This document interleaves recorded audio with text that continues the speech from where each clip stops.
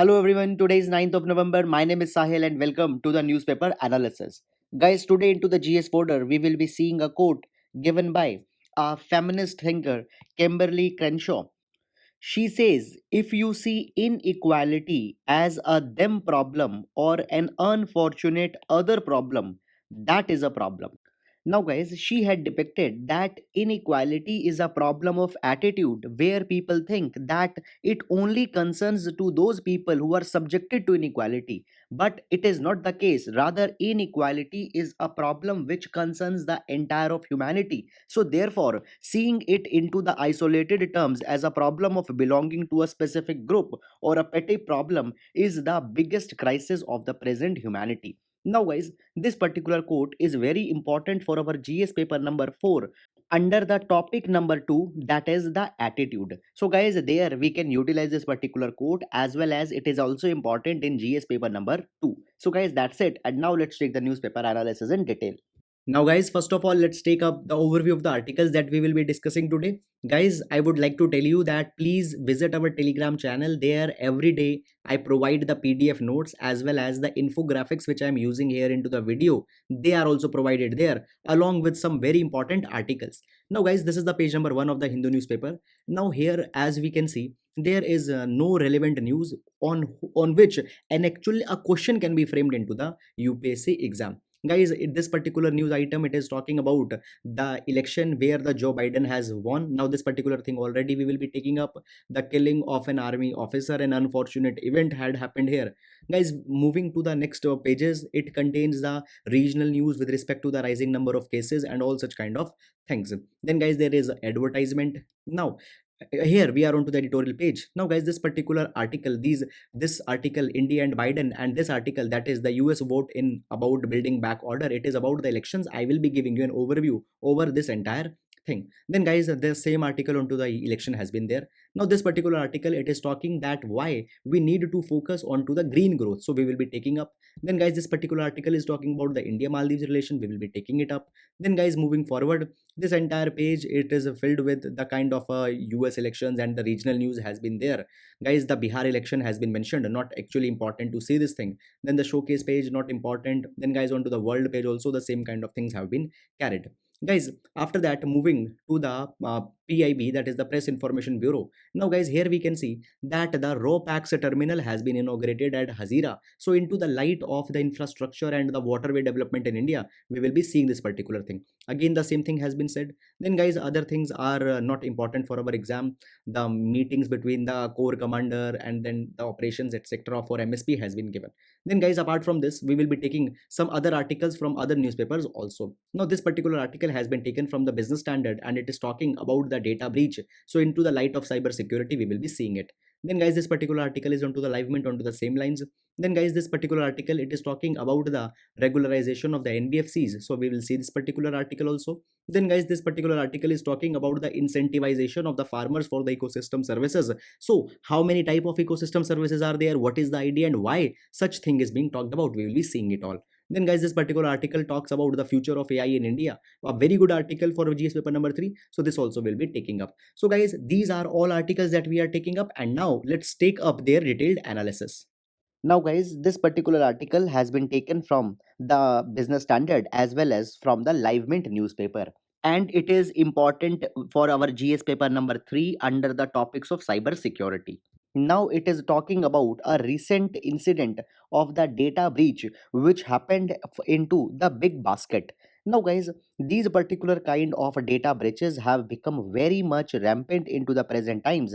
And if I tell you, earlier the Dr. Reddy's servers were hacked and Dr. Lal Path Labs servers also hacked and various sensitive informations were taken out of it. And guys, these particular incidents are becoming even more problematic as the pandemic had shifted various businesses online. Large number of sensitive data has been shifted online, and this challenge happens to be a very prominent one into the times of the digitization. Now, guys, what actually happens? So whenever the data is breached, for example the data of the big basket which has been stolen, now this particular data is available onto the dark web where it is being sold for a sum of money. Now, guys, 30 lakh rupees the data is being sold. However, that is not important.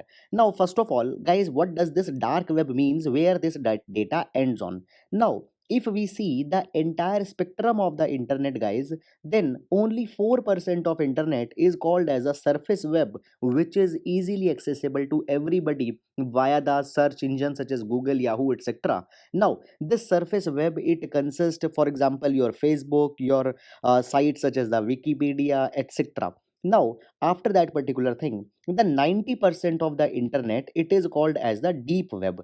Now, deep web is that part of internet with where the classified information is there, and that information is protected by the passwords and encryption.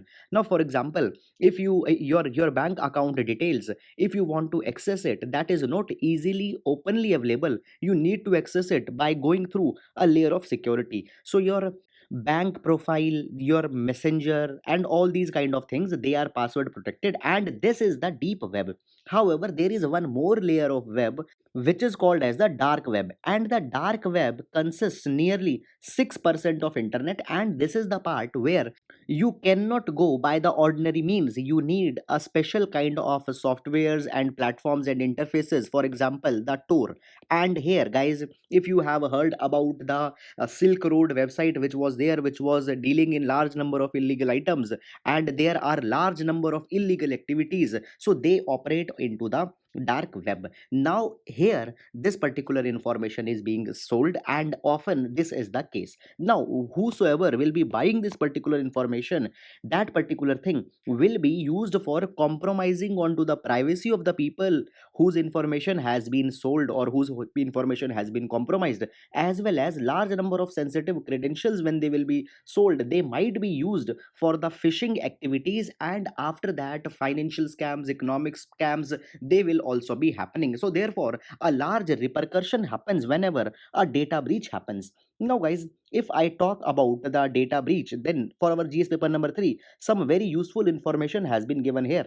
Now, in 2020, a report was published by the IBM, and IBM said that average cost of data breaches is approximately 14 crore to Indian corporate. So this is the loss which is being incurred. And guys, when we compare to 2019, 9.4% increase is there into the data breaches. And moreover, guys, now the time taken to respond to the data breaches or to contain them, it has also increased to 83 days. So we can see that the quantity of data breaches is increasing, the response time is going down, and in total it actually happens to be a very big challenge. So a question comes naturally that what could be the response into these particular things.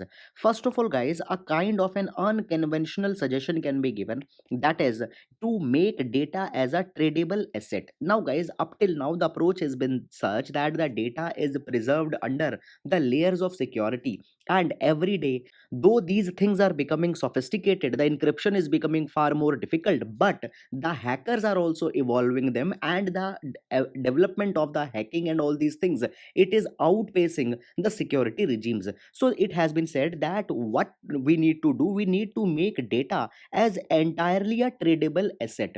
That is, don't go for the preservation of the data, rather sell the data, and the data principals who are generating the data compensate them. Only minimal data needs to be taken, and it should be treated very openly. And if that particular thing will happen, then there will be no incentive for the data breachers to take this particular data and to sell it. Now, guys, obviously the details of this data trading needs to be finalized, and obviously there will be concerns about the privacy, but such is a kind of an alternative dimension which you can provide. Then, guys, we till now don't have any personal data privacy bill, though BN Shri Krishna committee has been constituted, but guys, even till the bill has not been formulated. So first of all, it needs to be passed so that the enforcement agencies and legal protection can be given to the data breaches. Then, guys, there needs to be the fixation of accountability of the firms who are storing the data, and there needs to be some universally mandated standards which should be utilized, guys, because often it has also been seen that because of the negligence of the corporates, the data is also compromised. For example, what happened into the incident of the Facebook. So it was noted that Facebook for so many years just stored their password as into the plain text format, and therefore it was always easy to steal the data. Guys, in 2016, you might be knowing that there was the biggest kind of a compromise onto the debit card. Nearly 3.2 million debit cards were compromised. So many a times it has been seen that even the companies, they don't store the information with adequate security layer. So therefore, their accountability needs also to be fixed here. So guys, that's all about this particular article. Now we'll be moving to the next article. Now, guys, this particular article has been taken from the PIB, and it talks about the inauguration of RoPax terminal at Hazira. Now, this particular news is very important for our GS paper number 3, that is the infrastructure. Now, guys, what has happened here? I will be telling you from the very scratch. So, basically, RoPax ferry, it is a kind of a vessel or a kind of a big boat which has been started. So, the terminal has been made between the Hazira and Ghoga. These two regions are in Gujarat. So if you see onto the map, here you can see that the Ghoga is situated, and here you can see the Hazira is situated. Now earlier the journey, you can see it was of nearly 8 hours, more nearly 390 kilometers, and now when this particular region has been connected by the Ropax ferry, this particular journey time will be reduced substantially, and therefore a better connectivity and mobility will be ensured. Now, guys, if you again see onto this map, you can see that here the Bhavnagar is located, which is an important commercial city, and onto this particular side, the Surat is located. And earlier, basically, because the connectivity was not so good, no, not so swift, so the interconnection between the regional centers of the growth was also not there into the case of Gujarat. But now this particular thing will be resolved. Now, guys, talking more about this particular thing. So, the Hazira, which I had talked about here, it is also being developed as a commercial greenfield port, and therefore the Hazira's capacity into the times will be even more expedited. Now, the greenfield port is that one where from the scratch the work starts. Guys, there could be two kinds of infrastructure projects, that is the brownfield and the greenfield. Brownfield are those where the earlier infrastructure was existing, it is just being upgraded, and greenfield from the scratch it is being built. Now, guys, as I have used the word port, one more information I would like to give you here, that just recently government had changed the name of the Ministry of Shipping, and now it has been also renamed to the Ministry of Port, Shipping and Waterways. So keep this particular thing also into your mind. Now, guys, as we are talking about the water interconnectivity projects into the Gujarat, so just 3 years back, that is in 2017, government also started one project, that is the connecting Ghoga and the Dahej. So if you see here, the Ghoga is here, and the Dahej was a little bit on to the northern side. And guys, by this particular thing, the journey time was again substantially reduced. But if I tell you the present status of this 2017 Ghoga Dahej project, it is now virtually dysfunctional, and it has been very much erratic. Now, there are some problems which came into this particular project, and the problem was of the inadequate depth into this particular channel.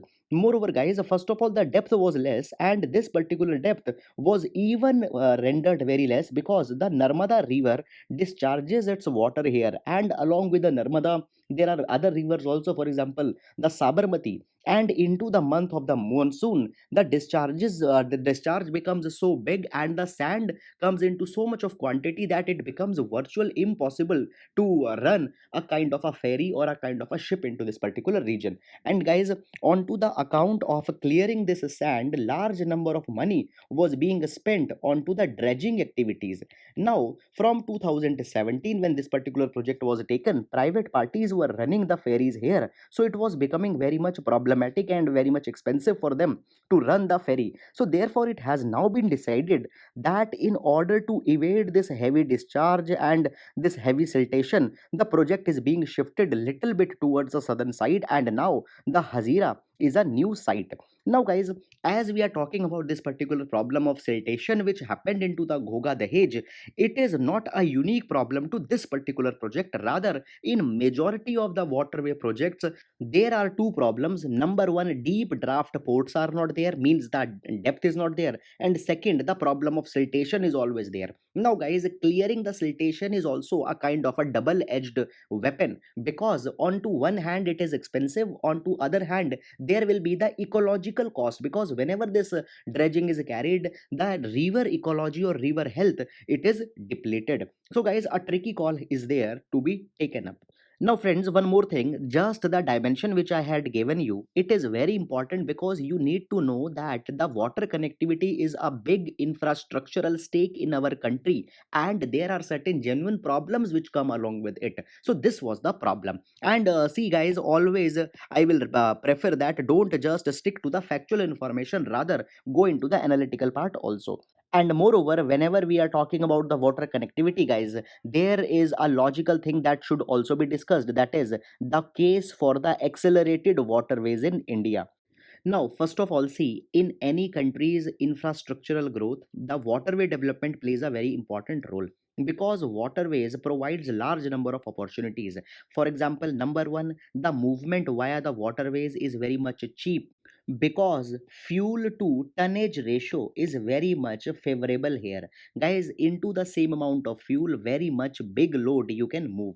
Then the secondly, guys, here the cost of making a project is very much less when compared to the highways, etc. Thirdly, guys, the maintenance cost is also very much low. And fourthly, environmentally also it is not that much polluting when we see the highway movement and all those kind of things. And guys, all the countries, they have reaped extensive benefits by developing their waterways. Now into, guys, India, we are saying that we want to become a kind of an exporting economy. And guys, a hallmark of an exporting economy is that their products needs to be competitive, but Indian products are not competitive when compared with the products of countries such as China. Why? Because one element here is that in our country the internal mobility is very much expensive, and therefore the development of waterways even becomes more important. Now, guys, if I tell you, presently there are six national waterways you can see here onto the map.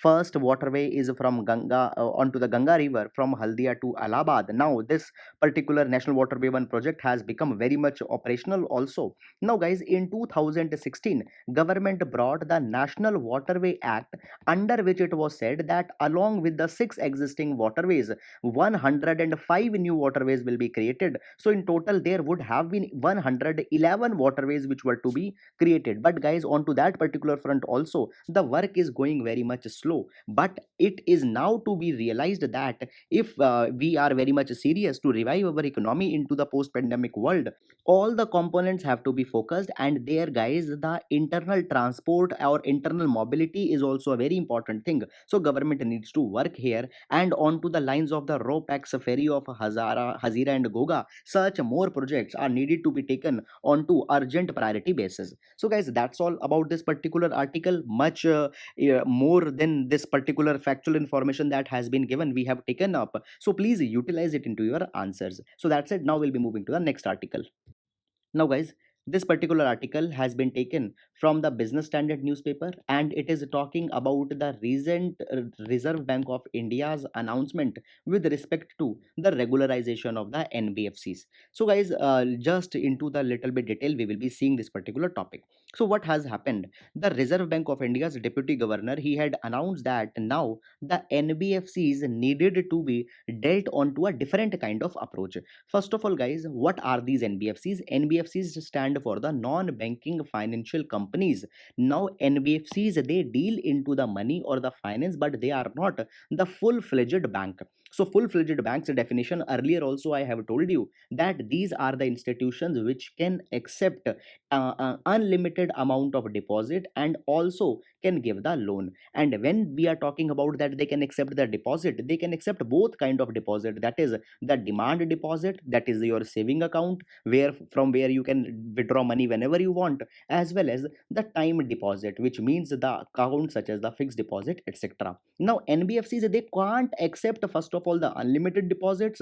And guys, even some of the NBFCs, if they are accept the deposit, they can't accept the demand deposit. Moreover, their operation in terms of the financial activities is also very much restricted when compared to the banks. So, guys, NBFCs, the example of NBFC I can give you, for example, the Muthoot Gold Loan is an NBFC. Then Shriram Capital, which provides a loan for buying of the capital equipments, machinery, etc. It is also an NBFC. Now, guys, the NBFCs, they are not all of them are regulated by the RBI. Also, there are some different regulators. For example, the NBFCs which are dealing into the financial market, they are controlled by the SEBI. So there are different regulators. There is no uniform structure for NBFC in India.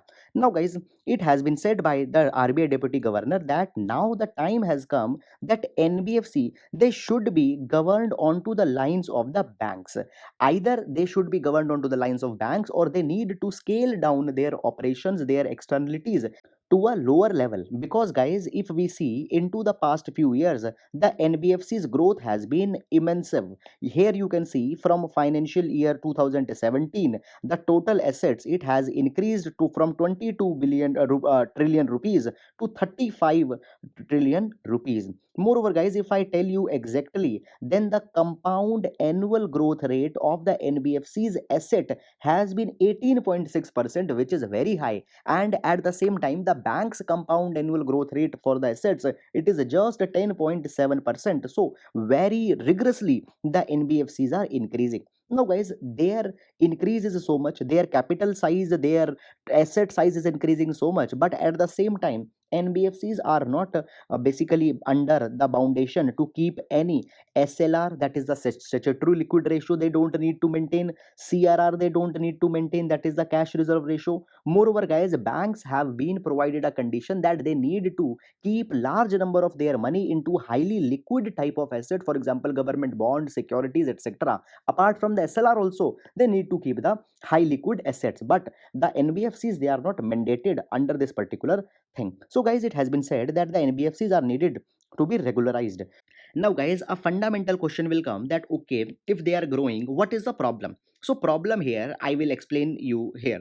Guys, the NBFCs, they had taken a large number of money. They are a very big borrowers from the banks. Then they have taken the money from the asset management companies which offer the mutual fund. And then they have also taken the money from the insurance companies. Now guys, you know that these three institutions are very much important because people put their lifelong savings here now. And as NBFCs have taken money from here, so NBFC's survival or their stability is very much important for the ultimate economy of our country. So therefore NBFC's regularization becomes a very important thing. Now, in what particular way the regularization can be done? So, guys, number one thing is that whosoever NBFCs are taking the deposit, their deposit taking amount will be capped. Secondly, the NBFCs who have taken a large number of money from the banks, there will be also be a limitation which will be imposed. Then, guys, it has been said that the NBFCs, they might be told that they will now not be borrowing money from the banks, rather they will be raising money from the external commercial borrowings. So, external commercial borrowings are the loans which are taken from the foreign institutions. So guys, into this particular way the regularization can come. However, that ultimate regularization plan, whenever it will be launched, we will be seeing into our newspaper analysis. So guys, up till now the plan is not been prepared, but the logic for the plan has been provided, and this particular dimension becomes very important for our GS paper number 3, the financial sector of India. So guys, that's all about this particular article, and now we'll be moving to the next article. Now, guys, this particular article, it is talking about the recent election into the USA, which has been culminated, and now it has been made conclusive that the Joe Biden will finally be winning the presidential election race. Now, guys, after this particular thing, there are a certain issues which come. First of all, guys, when we talk about this particular US election, it was first on many counts, many unprecedented things had happened here. First of all, guys, there was the highest voter turnout for the winner candidate. 74 million voters had actually favored for the Joe Biden, and it is a very big number. Up till now, never such kind of number has been there. Then guys, this was also the time when the first women candidate has been elected to the office of vice president. Moreover, for the first time the women of the color has become the vice president. Then guys, the Joe Biden also happens to be the oldest member who will be becoming the president of the USA. Now guys, as Joe Biden had came to the office, there are certain of the issues, guys, which India had done into the past, which actually had created an image of India that India was more in favor of Trump as a president. For example, guys, Prime Minister had vocally endorsed the Trump as a next presidential candidate often, and as far as early as 2020, when the Donald Trump came to the Ahmedabad, there a very vocal appeal was made that agli bar Trump sarkar. Then guys, just what had happened recently before the elections of the USA, 2 plus 2 dialogue culminated. Now India did not waited for this particular dialogue, so that under the new leadership that particular thing can be seen. So often by these particular things, India might have given an impression that India might be more towards the side of the Donald Trump. However, guys, it has been said that these things will not be making that big of an impact, because number one, these things are always done into the course of the state diplomacy. And secondly, guys, when we see Joe Biden, he has actually been a very matured and a conditioned politician. For example, the Joe Biden, for a very considerable time, he has served as the chairman of the Senate Foreign Relations Committee, and after that he had also served as the vice president, and he has in more than 47 years of political experience. So he actually knows that how the policy or the diplomatic policy works. So that is not that a big thing. Now it has been said that coming of Joe Biden will be instrumental on various fronts. For example, there might be a possibility that USA will be returning to the Paris Pledge, because the Joe Biden had clearly shown that he believes into the science. It is opposite to Donald Trump's stand, where he often ridiculed the science. For example, he had called that climate change is a hoax. Then he said that the present virus, it is kind of something which has been created, a kind of a China controversy, and wearing of mask, social distancing has often been ridiculed. And onto various kind of platforms, he had ridiculed the science. And guys, if I tell you about the connection between the science and Donald Trump, then it was the case that just few days back a letter was published into a reputed journal Nature by some of the reputed scientists of the USA, and they had openly appealed to the people that please don't vote to the Donald Trump. And guys, even then nearly 71 million people had voted into the favor of Donald Trump. Then the scientist community had again wrote a letter that it is actually the failure of the scientific community, that they were not able to tell the people that what will be the ramifications of bringing the Donald Trump back to the presidency. However, guys, we'll not be going that much deeper into the details. But now, as the Joe Biden is about to come, he will be putting more faith onto the science. Then, guys, the Iran negotiations might again be coming back to the table. That is the Joint Comprehensive Plan of Action, which was abandoned by the Donald Trump. It will be now again be renegotiated. Then, guys, it has been said that the Joe Biden might be having less confrontational attitude with the China, and he will be dealing it with more sensibly. Then, guys, it is also said that the Joe Biden is also very much kind of a vocal onto various things which had happened into India. For example, the Citizenship Amendment Act, Jammu and Kashmir issue, the human rights issue into the Jammu and Kashmir, and these particular things might be a new irritant under the Joe Biden, which was not earlier into the case of Donald Trump, because Donald Trump himself, he was also a very having a very strong right wing affirmation, and he had often talked about the banning of Muslims and all these kind of things. So a new irritant will be coming, and there will be some new convergence grounds will also, which might also come. For example, it might be a possibility that the general system of preferences which was abandoned by the Donald Trump, under which various concessions were being given to the Indian exports, it will now again it might be given by the Joe Biden when he becomes the president. However, guys, it is very early to actually say that what will be the dimension of the foreign policy. For that particular thing, we have just to wait, and we have to see that what is actually thing which is going on. And now I'm telling you beforehand that on to the same topic, hundreds of articles will be coming, but you don't need to see it, because all of them will be containing the same substance. So guys, once for all, we had taken this particular thing up till now, and now we'll be moving to the next article.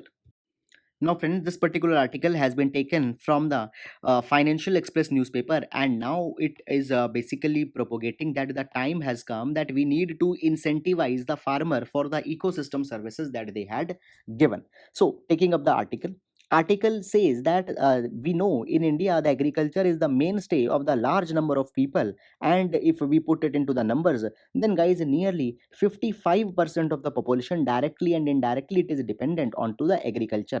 Now, government is trying to support the agriculture since 1960s. That is the time of the Green Revolution. And basically, the support of government is into the form of providing the subsidies. Now, guys, if we see the various type of subsidies for the fertilizers, for the electricity, government is providing 2.5 lakh crore rupees subsidy annually, and it is a very big amount. But there is a problem into this particular approach. Guys, it has been seen that large number of subsidies are given for the paddy and wheat, and therefore our subsidy regime has become the cereal centric. But at the same time, it is also true that such kind of cereals onto the large scale are grown by the rich farmers into the state of Uttar Pradesh, Punjab and Haryana. There are large number of small and marginal farmers who are actually not going growing the cereals, and therefore even not much benefits are going through to them when the subsidies are being provided into the cereal centric manner. So therefore some new and novel kind of idea is needed to be explored so that these farmers also get the benefit. Moreover, guys, as we are providing such kind of cereal centric subsidies, WTO also had criticized India often and had called India as a trade distortionary into this particular thing. So this particular article actually mentions that now the time has come that some another way is needed to be identified. Now, what is this another way? So it has been said that the farmers now are needed to be compensated for the ecosystem services that they are giving. Now, the ecosystem services, it has been defined by the MEA, that is the Millennium Ecosystem Assessment, which is an initiative under the United Nations. And it says that the agriculture provides four kind of ecological services. First is the provisioning, that is the food, feed, fodder, fuel, raw material is directly provided by the agriculture. So this is the first service that they are doing. Second service is the supporting service. Guys, you know that when the for example the pulses are being grown, then guys it helps into the nitrogen fixation of the soil. So therefore the agriculture is helping into the nutrient cycle. Then they also help into the soil retention, because guys the roots of the agricultural crops, they bind the soil and therefore the soil retention happens. After that, it also enhances the soil fertility, they uphold the genetic diversity and supports biodiversity. So all these are the supporting services which are given by the agriculture. Then guys, the third type of services are the regulating services, that is the water recharge, water cycling, pollination, biological pest control, carbon sequestration, and all these kind of things. And finally, the cultural services are also provided, that is the recreation, religious, cultural values, because often the farmer and the land relation has always been called as the relation of the mother and the son. So guys, therefore all these services are being provided by the farmers and by their agricultural activities. So for this particular contribution, the government needs to compensate them, they need to incentivize the farmer, and this particular thing will be bringing large number of benefits. There are arguments in supporting this particular kind of incentivization. It has been said that guys, actually in India agriculture is inherently a risky enterprise. The farmers, they are always onto the vulnerability of the climate shock, sometimes the rain, sometimes of unexpected weather events, etc. And therefore this particular thing will compensate them irrespective of the agricultural produce if it matures or not. Secondly, guys, many of the services that they are giving, they are under threat. So therefore just recognizing their contribution, they needs to be given a kind of a symbolic payment. And third reason is that guys, see, farmer can provide you the food, and for the food you can give you him the money. Now the agricultural produce is only marketable thing, but at the same time the farmer is also providing much more things to the consumer, that is the food security. He is providing them the optimized land, optimized recharged water table, and all these kind of things. So for that particular thing, again the money is to be given to the farmer. Now guys, when I am talking about the optimized water table, there are certain arguments which goes against also, because many farmers into the regions of Haryana and Punjab, they are over utilizing the water table. But that particular argument will not be picking up now as we are talking about the compensation for the ecological service. So please keep that particular thing, though it is not mentioned into the article, but that thing will also be there. So guys, it has been said that the government should identify a way in which the formula can be derived that the farmers can be paid. But obviously the problem will be coming that the ecological services which have been given, they can't be quantified into the terms as the crop and all these particular things can be quantified. So government actually needs to constitute the think tank, social groups, civil society groups, NGOs, and a kind of a real term assessment needs to be made here, and the farmers need to be compensated. So guys, that's all about this particular idea, a very good idea. Often we just talk about the farmer welfare into the terms of MSP, farm loan waiver, etc. These kind of things are often not talked about. So that's it, and now guys, we'll be moving to the next article. Now, guys, this particular article has been taken from the Hindu newspaper, and it is actually talking about that government needs to focus onto the GDP, and within the GDP, the G should stand for not gross but for green. So, the green considerations need to be taken up into the developmental framework of our country. Now, it has been said, and one more thing, the article has been written by the Jairam Ramesh, who had served as the former union minister and is a kind of a very reputed academician and a person of intellectual genius. Now, it has been said into the article that the present pandemic had brought a kind of a ecological disequilibrium. Fine, it was the result of human incursions into the ecology. Now, first of all, this particular line is very good. You can directly use it into your answers. So, whenever human incursion will be there into the ecology, the jungles will be cleared, the animals will be coming near. So guys, the animals who have been the host reservoir of large number of viruses, they will be coming naturally into the humans and will be infesting the human population. And if this particular differentiation or this particular distance is not understood now, into the futures also there will be many more pandemics will be which will be coming. We need to understand the 3E, that is the evolution, ecology, and the environment. And therefore the need of a principled distance, as well as where if we need to interfere and where we need to not to interfere, that needs to be understood. Then guys, it has been said that the present pandemic had also highlighted the importance of reducing the pollution, because the pollution is further aggravating this particular problem. Guys, up till now we were following a model that is grow now, pay later. Grow now, pay later means that today we will exploit the resources, we will do the pollution, and we'll see into the times to come that what will happen. But now there is no times to come, rather that time has already come. Therefore it has been said that now it is a high time that India should go for the carbon neutrality. Now when I talk about the carbon neutrality, it means that the countries need to take up a target that the emission of the carbon will be equal to the carbon which is being absorbed by their forests, their trees, other carbon sinks, etc. Guys, into the world, the countries had understood this particular thing, and therefore the California way back in 2018 had said that by 2045 they will be becoming the carbon neutral. Then European Union in 2019 had said that by 2050 they will be becoming carbon neutral. Now, just a few days back, the China had also given their carbon neutrality date, that is 2060. And guys, just then the Japan and South Korea has also given their date. So now it is India that needs to tell that they have understood the ramifications of pandemic, and their GDP will be oriented towards the environment.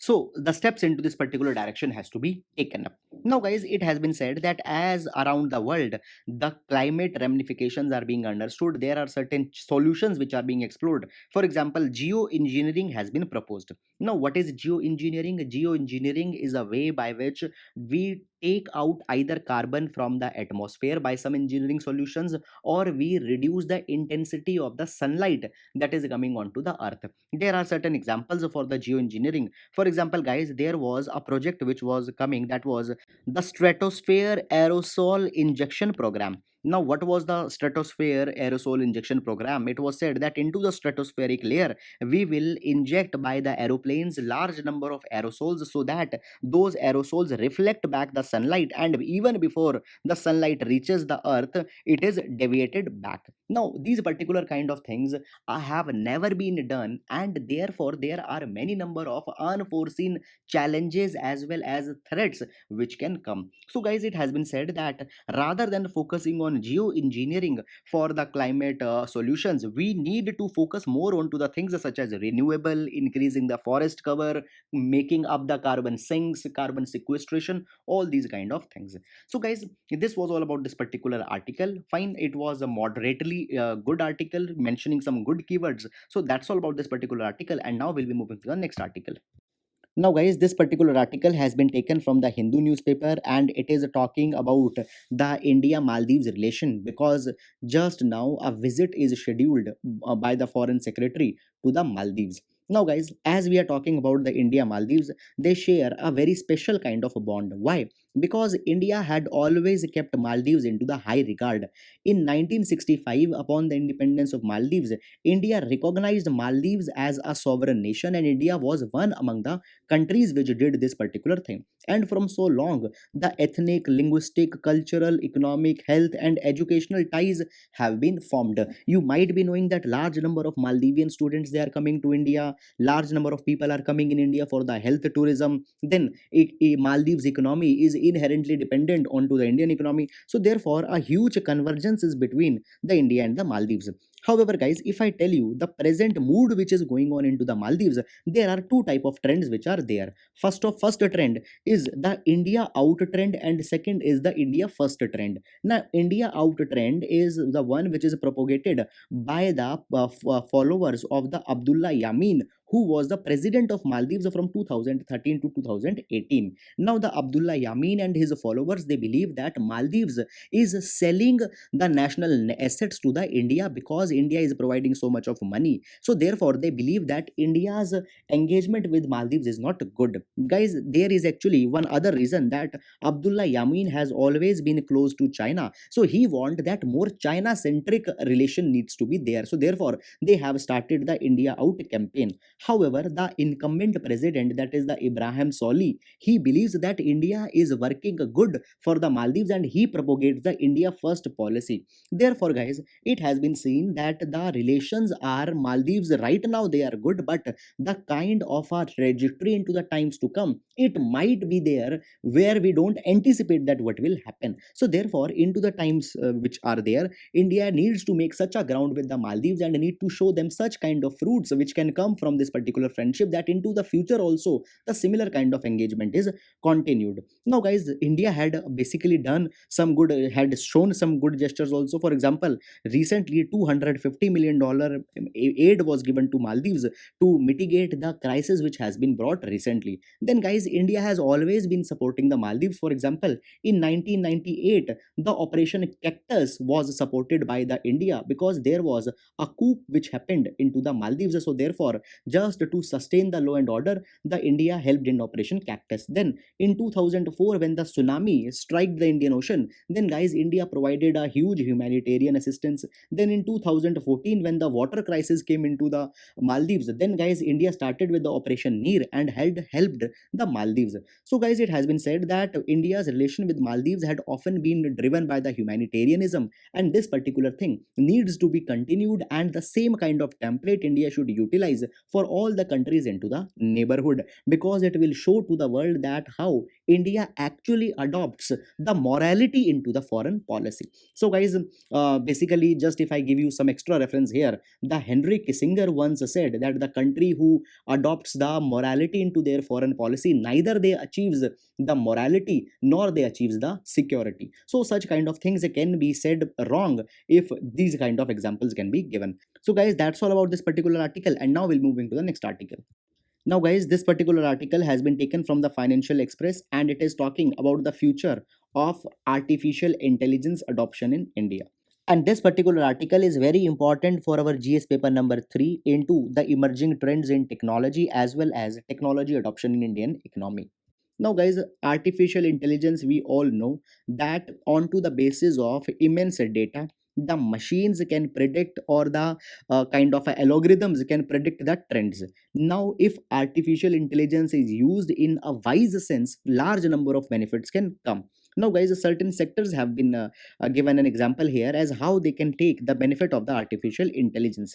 Guys, into the banking and the financial service industry, it has been said that the artificial intelligence can solve the various India centric issue. For example, the customized financial products for the heterogeneous rural population can be provided. We are talking about the financial inclusion, and always we talk about the one size fit all approach. We also always provide a same kind of saving account to every person, be it a farmer, be it a tiller, be it a kind of a entrepreneur farmer. But this is not the way. A customization is needed to be adopted, and as artificial intelligence can learn from huge data, it can custom tailored product it can provide. Moreover guys, what happens often, Indian loans, they are plagued with the NPAs and all these kind of things. So artificial intelligence can also make a good credit assessment of the customers and can even detect the early fraud detections by seeing the payment patterns of the people.